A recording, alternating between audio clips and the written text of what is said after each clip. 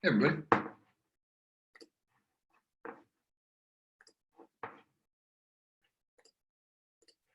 What's up, John?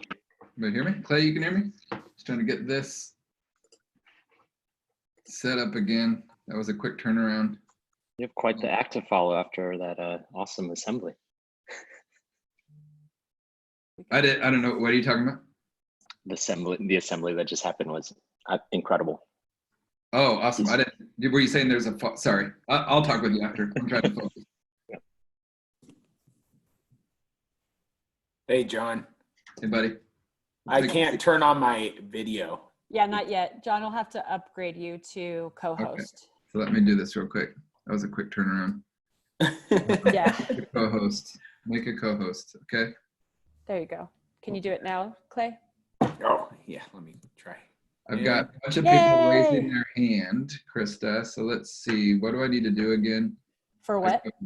I got a bunch of people like raising their hand digitally. So where do I need to, I'm trying to remember where I go.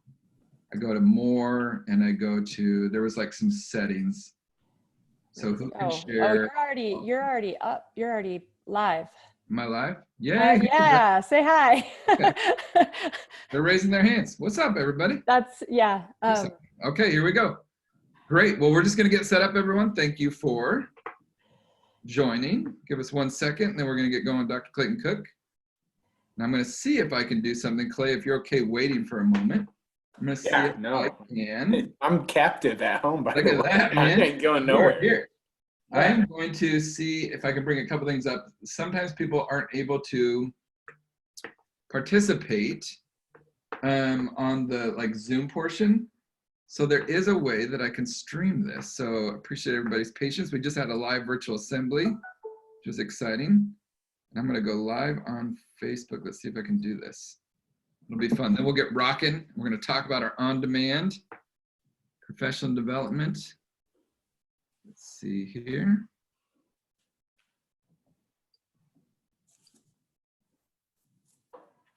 Let's see what I can do.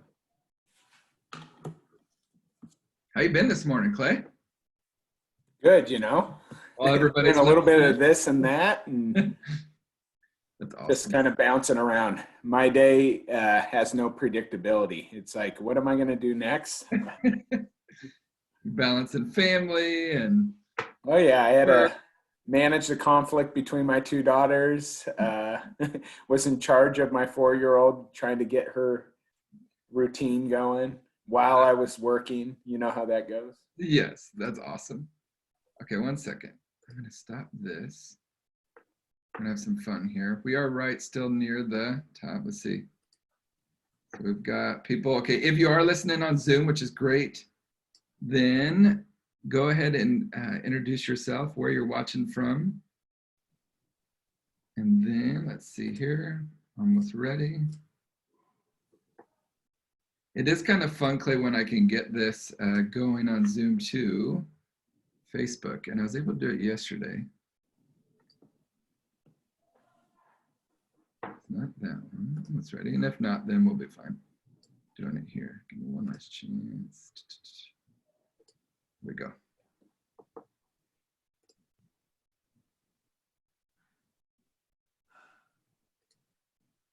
There we go. Oh, it's looking good. Hold on.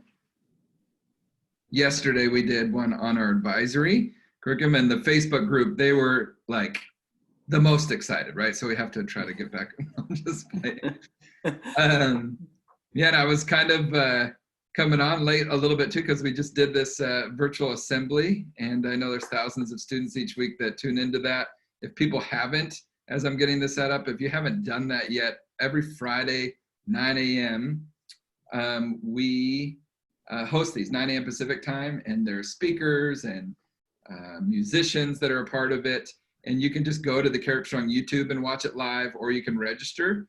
But it's a pretty awesome event. They just had Brad, is it Brad Montag, who was the creator of Kid President, on there today, along with some other speakers. It was pretty cool. So I'm putting on this description for Facebook on demand, PD webinar. Let's see what happens here. We're going to go live. We're going to go live anyways. Okay, this could be exciting. All right, Clay. So, got that. Done. Redirected. Okay. I think we're good. Right. Well, I hope everybody's doing well.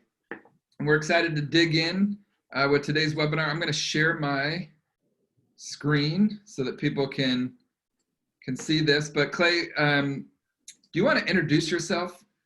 What do you do on the daily besides being a dad, professor, right? Like, what's your daily, like, what do you do, man? Let people know here. We talk about you a lot and your support. Yeah, I mean, my real job is I'm a professor at the University of Minnesota.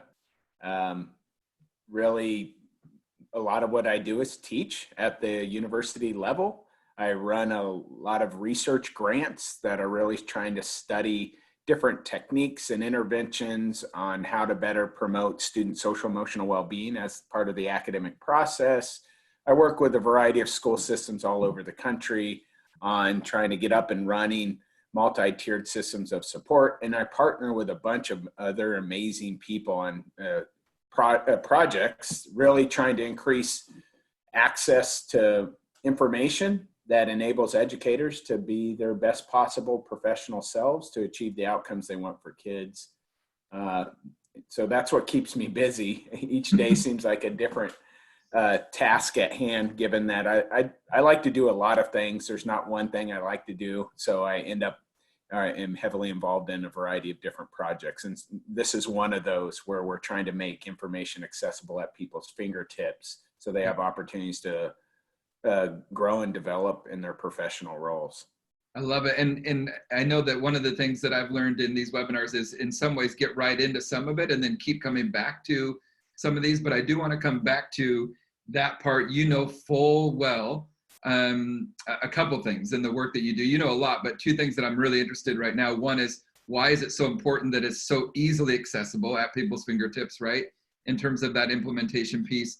And the other is, as I'm bringing this up and showing some of the initial pieces of this on-demand professional development, which really came from schools reaching out to us through multiple rationales, right? One was, what can you do for our classified staff right now, right? We need things for them that we want to provide as continued learning to keep them working, not just helping to clean the school or do different things, because in many cases, it's the classified staff who are still showing up to the buildings and doing different things for the school, right? And there's only so much to do. So it's like, well, when we come back, what are we doing right now to best prepare them, for example? What are we doing for our teachers who are dealing with a lot in terms of trying to basically reinvent the entire school system in a short period of time?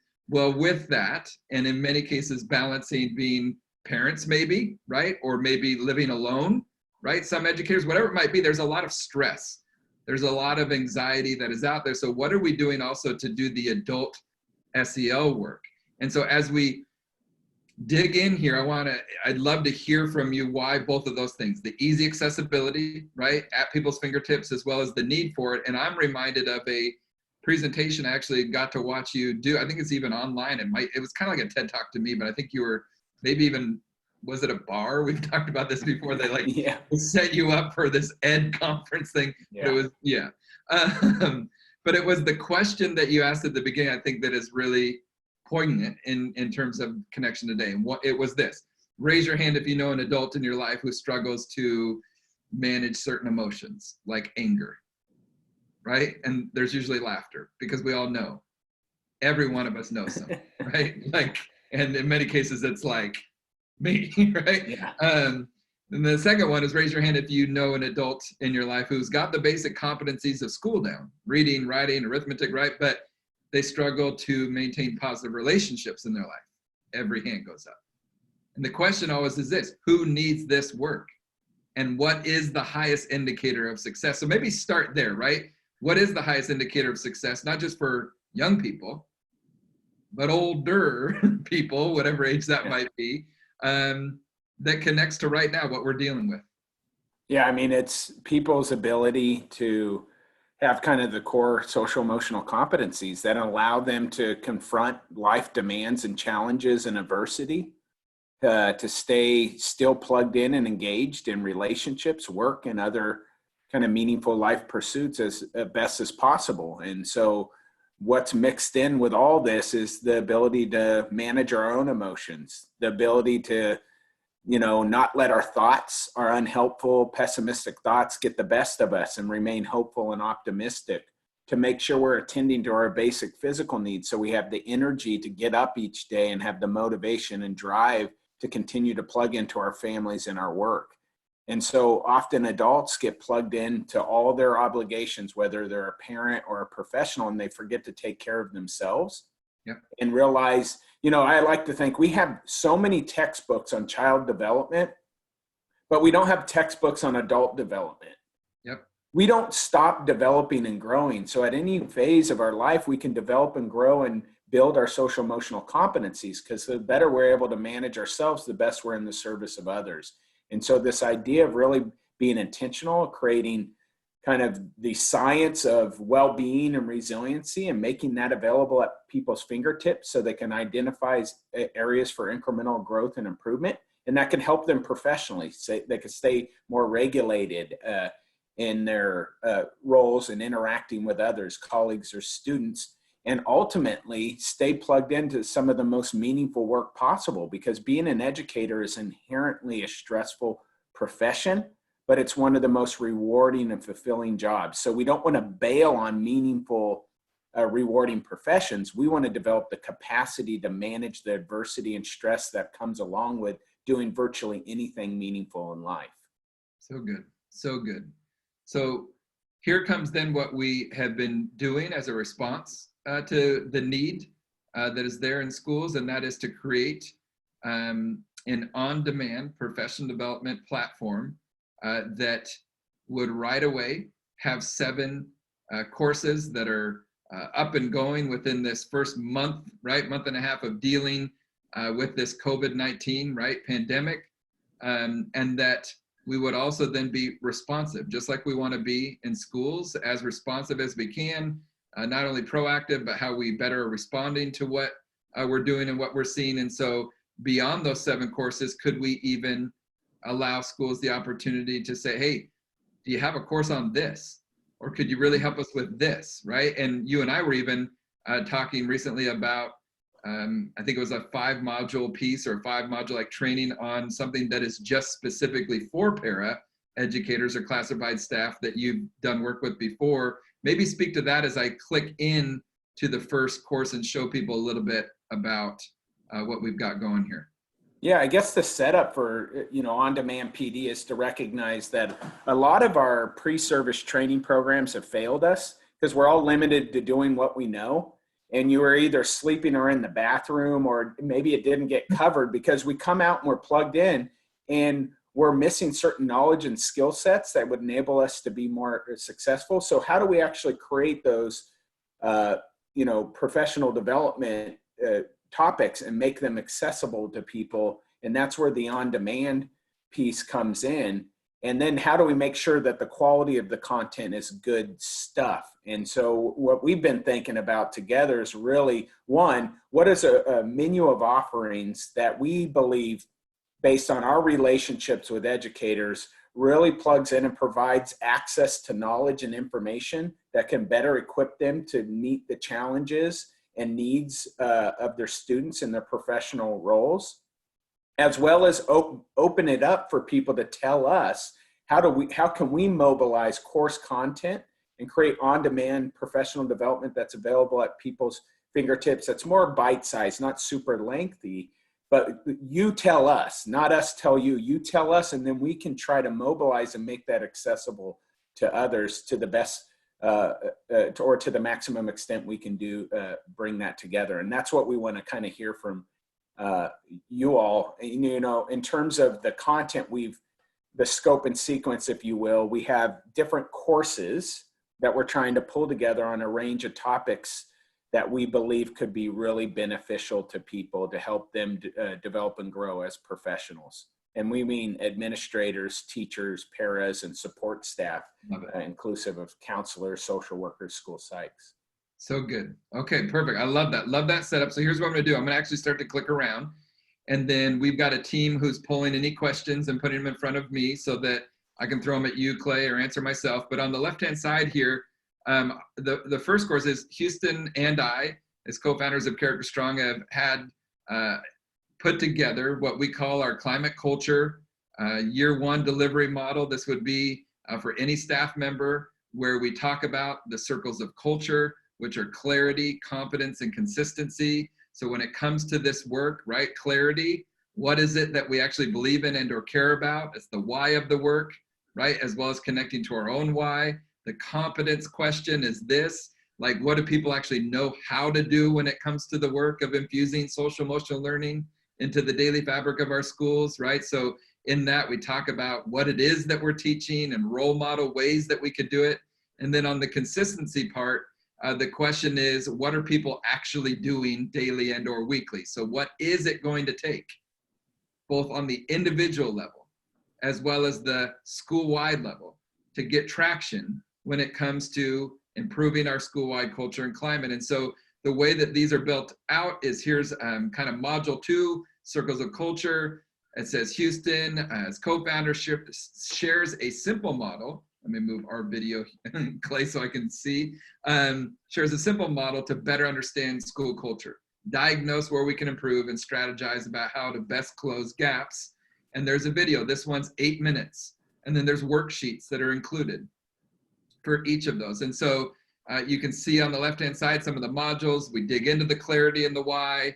We have some exercises that you could do as a staff. So this is something that you, if you were in person, could lead right alongside your staff if you were in person or in PLCs or even digitally or remotely. And it goes through an entire, what would be day-long model, or you could break it up over the year of our school or Character Strong culture model. The part where Dr. Clayton Cook, who's with us today, has really been helping us to get ramped up is these courses, which are stress, coping, and resilience. Let's start there, Clay.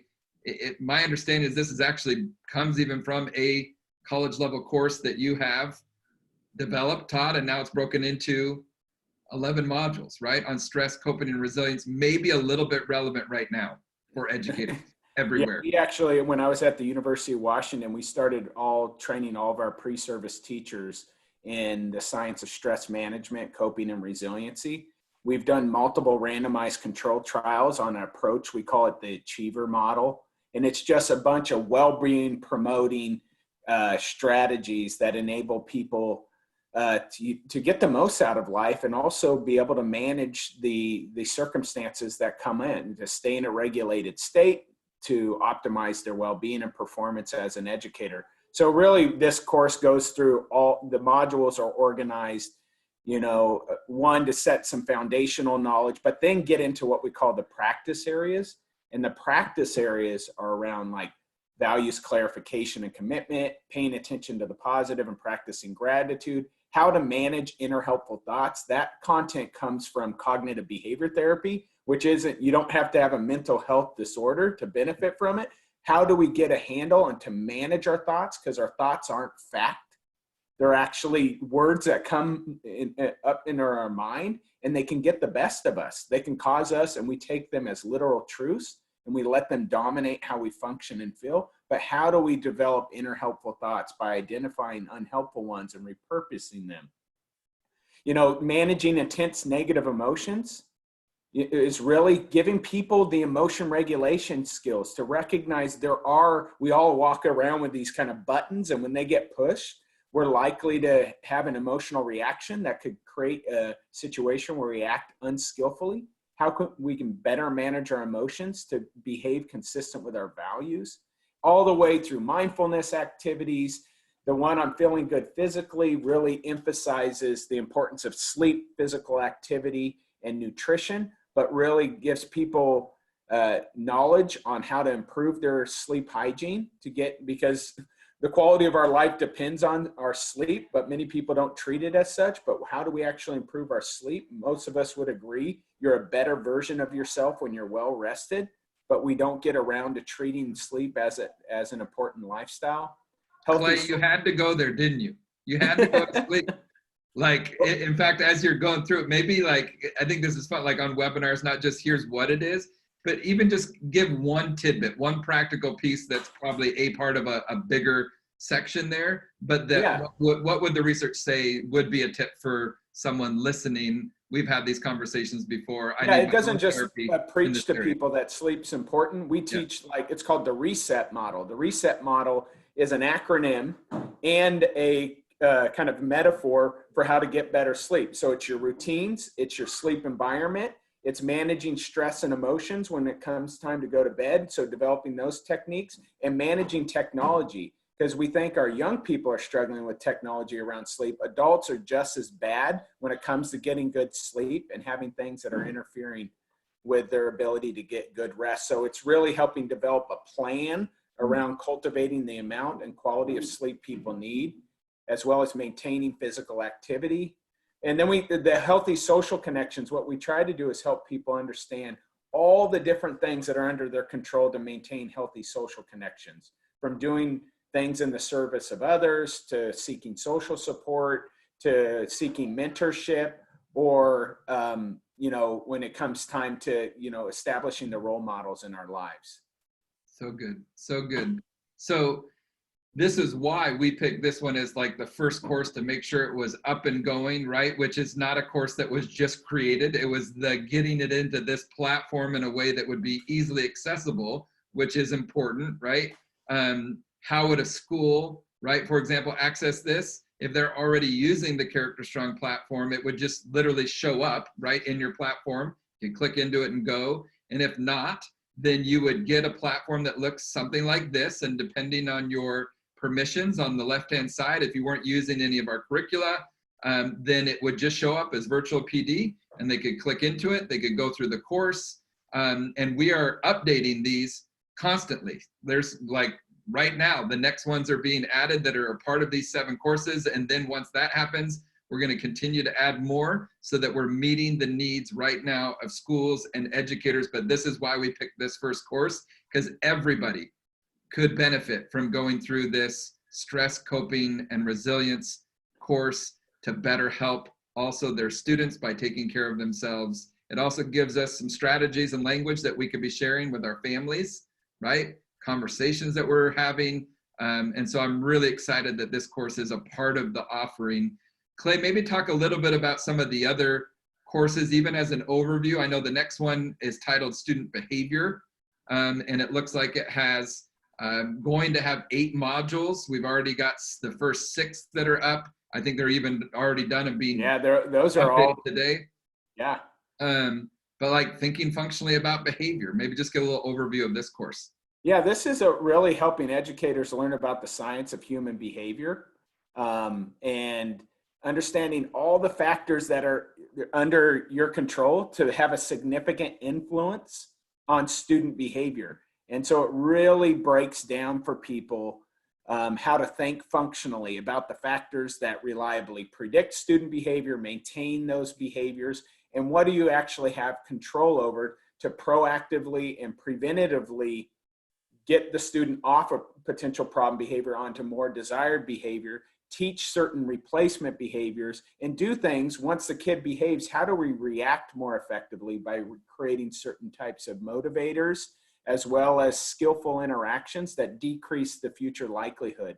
So it's really helps people go through, anybody who's familiar with like functional behavioral assessment, it's going through that methodology. So people develop the capacity to think about why students behave and do what they do, but not only understand why student behavior occurs, but understand the strategies that they have control over. So there's strategies called setting event strategies. We call it washing off the lighter fluid, because a lot of kids come into school with lighter fluid on them, which makes them vulnerable to all the matches that occur in school. And the behaviors are the fire. So how do we wash off lighter fluid so kids are less vulnerable to the matches? But then antecedent strategies, how do we set kids up for success? So when they confront certain things, they're more likely to use pro-social desired behavior than problem behavior to get their needs met, because the problem behavior is just an unskillful way for the kid to get their needs met. So how do we set the kid up for success? And then we're good as educators, we teach stuff, but how do we take the same teaching methodology we use in academics and apply it to behavior and recognize if we can get kids to acquire the behaviors that result in success, that should be a component of effective education unto itself, because we've helped kids establish patterns of behaviors that enable them to plug into learning experiences and get the most out of them. And then what do we do after kids behave, and how do we respond and react more effectively versus making the situation worse? So really that course is the way I think about it is we're trying to translate the science of human behavior and make it accessible so people can start translating it into actual practice when they're trying to promote and cultivate expected desired behavior among students. So good. And what I'd love to even at this moment bring in is that real like ground level perspective of a couple things here. One, Clay and I have done work together at the district level where it was, how do we really improve the multi-tiered system of support on the behavior side, K through 12, which is hard work, purposeful work that also has huge payoff when done with fidelity. And one of the things that I love, since you're going to be one of the main faces with some of these courses, teaching them, Clay, is you won't say it, so I'll say it. We've had a lot of different people that we've worked with over the years. Everybody who works, maybe you're listening and you're at the district level, or if you're a building administrator, and at times you might have someone come in who's got the theory, it's got the research, Right. but your secondary teachers look at them and say, you have no idea what it's like to actually be in the classroom managing this many students. And I have always loved the response from elementary, middle, high school, administrators, counselors, that you understand what it's like to be actually in education, in the classroom, that you can take so beautifully something that is grounded in research and say, here's how it actually plays out. Here are different ways, different examples. When you start talking about the lighter fluid, right? And the things that can be triggers, that you don't just share a bunch of then research where people are like, what, right? Like, I just teach science. I'm, what, maybe science isn't the best one. I teach social studies, and what do I, how does that apply to me? Like, I get it, but I don't have time for this. And I think it's the being able to make it as bite-sized as possible, which we call low-high, low burden, with the opportunity for high impact. These are things that we could try that over time that we could keep layering in. And so maybe we could talk a little bit about that, because the other courses that are coming very intentionally were designed about some of these other courses, even without clicking in. Like, what's going to happen here is staff could access this not only as an organized thing, like we're going to go through this together. It could be at their own pace, but also it can be this idea of we need to be reminded more than we need to be taught. My guess is you know a little bit about that, the idea of why, even based on like science, that delivering PD one time is not going to stick. Tell me a little bit about what we know besides common sense on why having it at our fingertips and being able to come back to these shorter length ones might be an effective model. Yeah, I mean, one trial learning. Do we teach anything with one trial? So to have this something is the common that's sense that I love, right? Like, but sometimes we expect it to be in PD, right? We did that one thing and it didn't work. And Well, to have and to be able to come back to the content when you're deep diving, because we learn, we apply, we realize what works, what we actually don't know when we start to apply the knowledge. Now we're part of a kind of a learning continuous improvement process. And so when you have things that are able to stick around and be accessible, not only that, you're going to have new staff who might need to be brought up to speed. And so the in-person stuff is always good because it has that kind of vibe, but often that's not sustainable. So how do you actually create sustainable PD? I've been convinced for a long time that having things that are virtually, there's a hub essentially that you can access and you can do it at your own time, because just finding protected time for people to do stuff is a challenge. It's contracted, there's finite amount. And so having a hub that people can access asynchronously is more flexible and can be customized to people's experiences. So for all those, reasons, it makes sense that we always want the in-person PD. but we also have to have other types of ways for people to access professional development content who are eager to continue to develop and grow as a professional. So good, so good. So we are starting to get some of our first questions, which is great. And I'll speak to one thing that you just said that I think is so important is one of the first things that we did was build out this climate culture multi-module course that really is breaking down what we would do if a school was bringing Character Strong in and saying, we want that foundational training that really sets the groundwork for going deeper, right? And our number one, so to speak, like group that is like been getting that course by itself to this date are people who have already had the in-person training.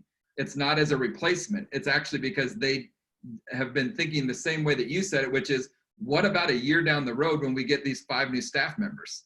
What about 2 years down the road? We're not going to have you keep coming in and doing the exact same training. How do we bring them up to speed with where we're at? And this is a way that you can help with that.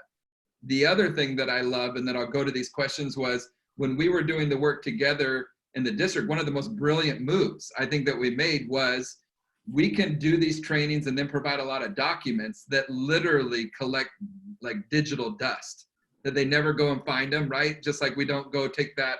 And I think you have a great way of describing like the binder that gets like dust on the shelf that we got at the training and then it never gets used again. So I remember us talking about like, what if we take these concepts and even put them into bite-sized? And so it was like even responding to questions like at the elementary level, what if I have a student that goes under their desk and they won't come out, right? Like, and we did a video just Yeah, on we that, did. right? We did. Yes. And so some of them were deeper, like where it was almost like the module. But one of the cool things here is as we are continuing to be responsive to schools, we can get these courses up. But then we also could literally create these bite-sized ones like that. Like, here's a question. So there's like a Q&A section. And what if someone's like, my student keeps going under the desk and I don't know how to get them out, right? And there could be a 2-minute video or 3-minute video that is giving at least some context and some things that we could try in that situation. That's true bite-sized. Whereas right now we even have these courses that are a lot of times 30 minutes or less. They have worksheets, so you could use it if you're a district person where they have to turn it in, right, to show completion, if it's for continuous learning hours or whatever it might be. And so drop some questions that you have right now. Here's one. It says, are the modules for the on-demand PD intended to be sequential, or can teachers pick and choose? I think I know the answer to this, but as we've laid it out, the ones that that you've been helping to get up and going to start, Clay, what would you say to that? Yeah, I mean, some of them are going to be sequential, like the stress coping and resilience. You can kind of plug in. It's modular. So there is kind of like this gestalt. If you actually went through them all, they collectively kind of gel together. But that one in particular, if you just want to go, you're struggling with your emotions, you can go in and learn that. You don't have to, nothing that says you have to do anything in lockstep fashion. Now, the understanding student behavior, you would have to, there's a module there to really, the science of behavior, you got to go through that to get the science, or else the strategies aren't going to make sense, because that's the thinking functionally. But then we got the tangible things we do using that understanding to make a significant difference in getting the type of behavior change that's beneficial for the kid. That makes and so, sense. you know, that one, it's harder to kind of pick and choose unless you already had the foundation of understanding kind of the framework of antecedents, behaviors, and consequences, and you already knew that, but you were more interested in doing the deep dive in the strategies. And then that was where you wouldn't necessarily have to. But people can pick and choose because they can plug in and say, well, I already got that down. I really don't know this set and events stuff. And I really need a deeper dive in. And what are the set and event strategies under my control, like elimination strategies and neutralizing routines? What are those? How do you actually get them up and running? What are examples of, you know, actually creating those techniques for a kid to wash off that lighter fluid and make sure they're in the best place possible to handle the demands of school? That's good. As we were putting these together too, and my guess is too, you were talking about within the individual like courses. Yeah. but I could also start with like multi-tiered system of support. Oh yeah, I mean, in and that way, yeah. I mean, courses are kind of standalone in that sense. but when you get in there, that was super helpful, that like there's certain aspects of the stress coping resilience that you could dive right into. Yeah. If you're struggling with that, whereas the other one, it makes sense on the the looking at student behavior through a functional lens, or that functional behavior, like you're going to need to know the science before the strategy, or it's going to maybe backfire or not work as well. Maybe talk, as we're looking at any other questions that might come in. Let's see if there's another one. If our staff only has access to the virtual PD, how would you suggest applying these teachings and strategies to our primary kiddos and older elementary students? So I'm trying to think through that one. If our staff only has access to the virtual PD, so this would be the only thing they have, how would you suggest applying these teachings and strategies to our primary kiddos? And so do you have any thoughts on that, Clay? Yeah, I mean, I think when you go through, if you went through the student behavior course, it would become so abundantly clear on how that methodology gets applied to elementary kiddos, or if you're a middle school educator or a high school educator. I mean, it will be abundantly clear.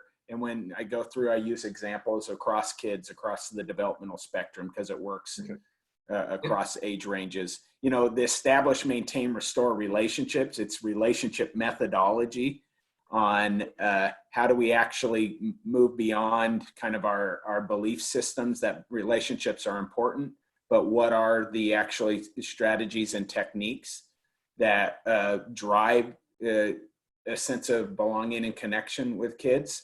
And so that's where, that gets applicable. If you're an elementary educator, there are relationship reflection forms, there's established practices. If you have a negative interaction with a kid and you need to restore the relationship, there's 4 communication strategies people learn that they can use to kind of repair that relationship. So it all becomes, once you get into it, the applicability with kids at whatever kind of grade level becomes quite clear on how that methodology applies across the developmental spectrum. Because we're talking about all people, we have human beings here, they behave, they are social creatures, they need to relate, and developmentally, we're trying to adapt those practices so it fits developmentally with the kid, and that comes clear as you go through the kind of the content. So good, so good. And you bring up a point that I think was mentioned at the beginning, but I think it's a good reminder that it's not just like, here's a video to watch, that what we're doing is you've got all sorts of, depending on the specific module or the course, but different resources, handouts, things that you could use to go deeper. So it's not just reflection forms that are going to be in here, but also some of those extended resource pieces, so that you could be doing it as a staff and digging deeper at a staff meeting, or also people could be, right, accessing it on their own, as we were talking about it. Here's a question. It'd be interesting, because you might even have something, Clay, because you work with a lot of districts on that full MTSS kind of,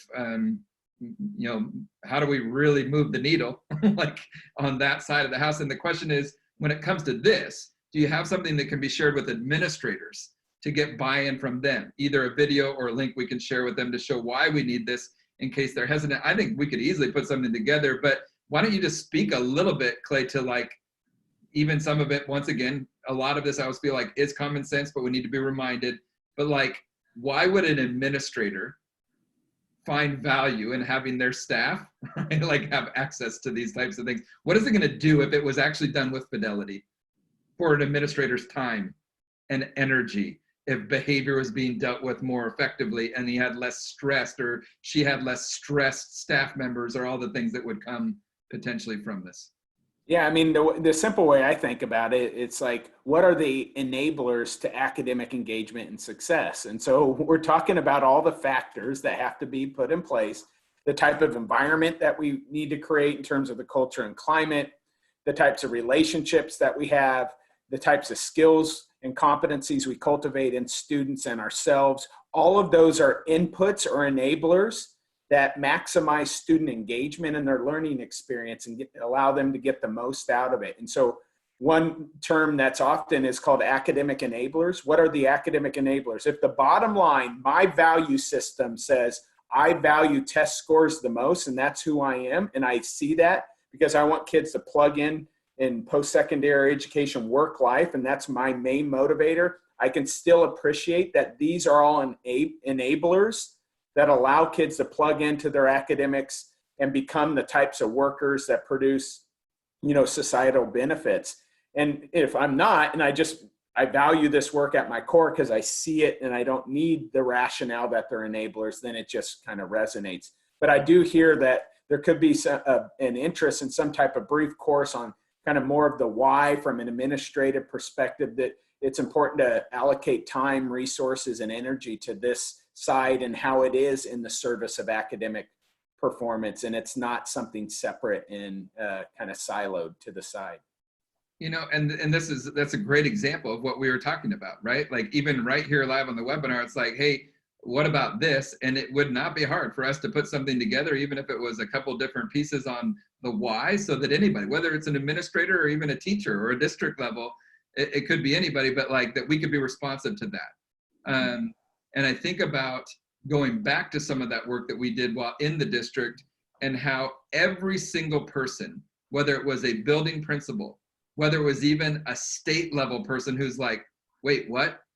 You have this many more like bite-sized like PD that are at the fingertips, or what, can we get access to that? Right? Like because people know that having that at our fingertips to go to, instead of always relying on, and it's going to become fewer and fewer, the number of like professional development like days or times that we have.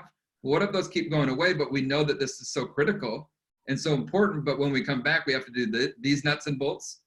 We only have time for this, right? Because of the contract with our union, we don't have time for this, right? And so what if we also have the ability to provide value, whether that was an independent learner or also collectively as a staff? I added it up, Clay. I'm guessing right now, because this was one of the questions that I was asked, is how many hours of like PD? And I'm guessing with our culture climate training, I'm guessing right now that once they're up 21, 22, 23 hours of PD, might even be more. That's just the actual watching, right? Like that processing would be more. And then when we add more on top of that, it's going to be more than that. Now that's not to overwhelm, but some people are looking at it through the lens of, I need things for my classified staff. I need to give them hours of work that is of value, that is going to help them. And so that was one of the questions that we had been asked. What other questions are out there for Clay? Let's see. It said they could invite their admin to the next webinar with Clay to get an idea of content. And we are going to have another webinar coming up. The team will drop that in the chat so that you can see, so that if you want to dig in more. I would like to pose a question for those who are on. I was talking to a colleague before this who's been doing a lot of work on kind of thinking through the reintegration piece, and it's more responsive to the current situation with school closures and distance learning, but really a lot of worry about what is it going to look like to come back well and get resume normalcy, or try to get back to normalcy. So people's thoughts about some type of course on, because there's a lot of good information. It's somewhat overwhelming with just the lists of information, but things that pull it together. What are the factors that you need to consider now to make that reintegration or restart process go super smoothly? Good. And something that's more responsive to our current situation, that may not have as much applicability once we get this behind us, but who knows if we have another situation, but more it's kind of responsive to the needs right now, just people's thoughts about whether that would have any value. That's so good. I appreciate you sharing that. And one question that came in, I'd actually love to get your stance on this, your thoughts. It says, what do you say to the naysayers, or, and this is not me that asked this question, it was someone who's live, or the old school teachers who believe we're coddling the students? So I'm going to try to I'm guessing you mean when it comes to I love answering this question. Yeah, go into that, because it's does this question mean how to manage and deal with and support behavior better? Here's how I interpret that, John. And I think that there's some misunderstanding, and I think most resistance comes from a lack of knowledge and really understanding what the work is. Yep. A lot of people, have an interest in holding kids accountable for their behavior. And so they see this as letting kids get away with stuff.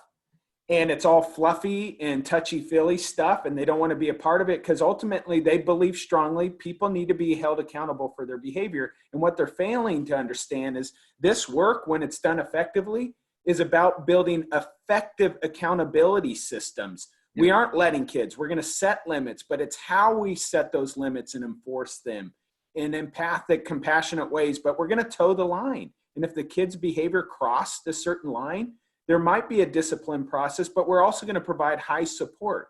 So really learning the methodology that's effective is high support plus high accountability, not high accountability with no support. That's just creating a punitive environment where we know produces more harm than good. But, you know, you have to win people over so they can see that. And so until they're convinced that, yes, kids are going to get held accountable because they believe that, and that core belief is a correct one. It's just we want to do it skillfully versus unskillfully, and helping differentiate. What's it look like to do unskillful punishment and negative interactions, but versus skillful accountability? And so that's something that's cooked in there a little bit in the consequence strategies under the student behavior, but we also can have something bigger on just the difference between kind of discipline and punishment, and how we need to develop effective discipline systems versus punishment driven models, and why punishment driven models don't actually achieve the things we want,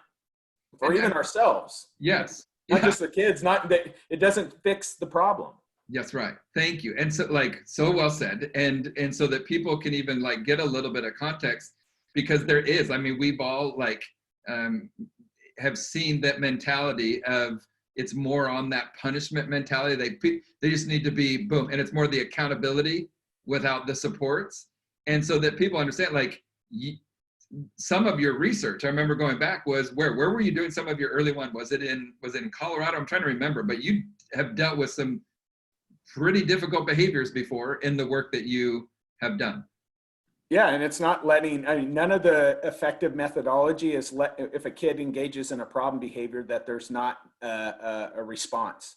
Yeah. And that maybe the kid won't be held accountable. For example, the whole area of restorative practices, to believe that you're letting kids, no, it's a highly accountable. You're going to have a conference with a kid, and they're going to have to take ownership over their behavior to understand how their behavior influence others. But we're being empathic and compassionate about the kid. We're respecting their dignity, but they're going to have to work out what they're going to do to make things right.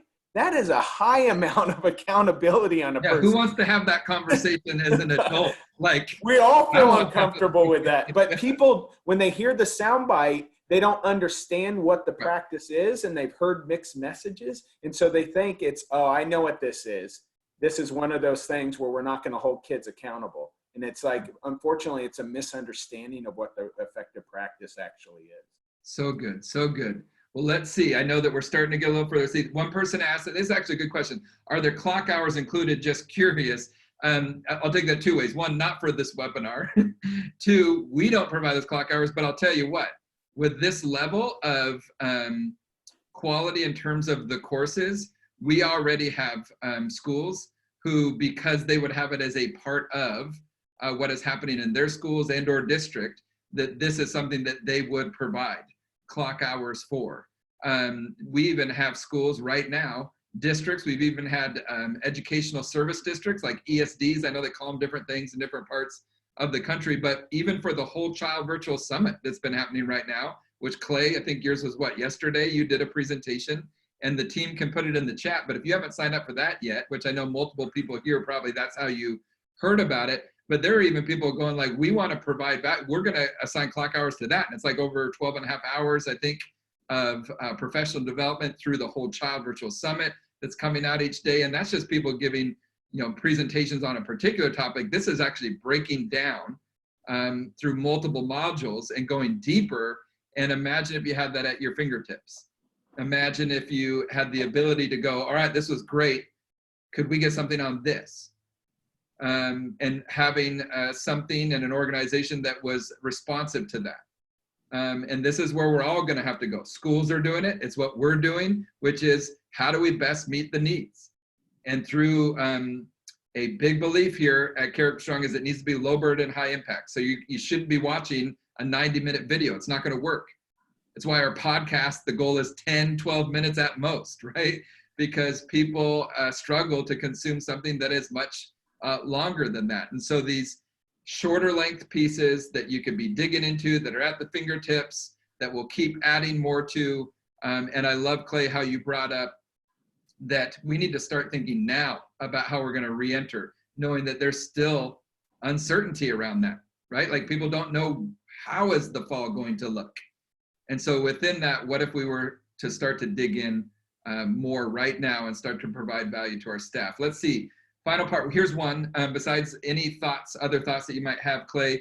One is we do have a code for this. This is, we always like to say that early on, people who are getting on board, we always want to reward them as best we can. They're always getting the best prices that stay at that because they're with us and they understand that vision. We do have a code for this, which is just all in caps, relationships.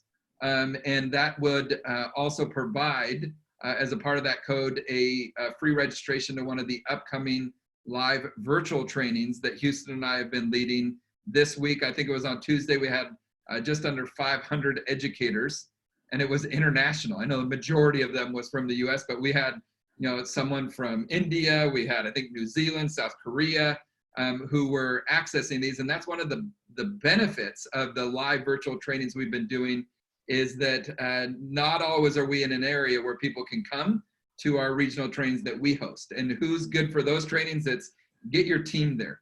Is there a building administrator, right? Counselors, some teacher leaders, maybe a district level person who is supporting this work. May 7th and May 14th are the next dates. They're 6-hour trainings. We do breakouts within that. We have nice breaks. We've done multiple of these and have really continued to fine tune them. But by ordering an annual license for this, which is how this works, you would pay for it for the year. And then if you want to renew the next year, you can, and it continues to provide an entire building staff access to these modules and these courses. We also have district-wide pricing or multi-school pricing where there's discounts for that to make sure that everybody has access there. So Clay, anything you feel like I've missed? Any thoughts? I know you've been really digging in and getting these turned over so that they're available for staff. Anything? Yeah, just any recommendations on the other topics that people are interested in, because we're trying to be as responsive as possible. If there's an interest and need that you think for professional development that's not covered, or even more granular topics that you think would be smaller chunks of beneficial information, and we can try to pull it together to the best of our capabilities, so then systems are able to continuously develop and grow as professionals, whether schools close or whether you're back in session. Yeah, and many people have been really excited about what they've seen, for example, during the Whole Child Virtual Summit and how that's been brought together and the ability to mobilize and bring such value. And I think that is something that I would add to this is when you see that and you look at what's capable, what's possible, and how people are responding. I mean, we're getting emails literally every day right now with people saying, I was in this huge rut, and every morning this is bringing me out of it, because people need those reminders. And if you have that at your fingertips, I think it would be an awesome thing. I just had someone reach out within the last week saying, for our building leaders, right? The people who are leading the adults in there, what do you have? I know that you're big, John, on the servant leadership piece. And so it would be very easy to put up like a 5-part series on servant leadership for anybody, right? But especially your building leaders, who a lot of times get professional development on how do we evaluate, and it's more the management side of things. How do we, do this to make sure that school's running like efficiently? Here's the law, you need to know the law. But what about actually leading people, right? The relational side. So not just what's here in terms of like understanding behavior. When you said about the elementary, middle, or high school, I was thinking like, what about a principal who's working with adult behavior? It would totally relate as well.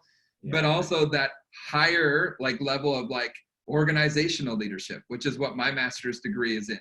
What if we were to provide that, and not only your administrators could find value, but also classroom teachers. And so we're very excited about this. We appreciate everybody tuning in, and there'll be many more who will tune in afterwards, because these are recorded both on Facebook, and we send it out to people who registered. Any final questions? Let's see. Someone had a topic idea: engaging families in their child's educational journey.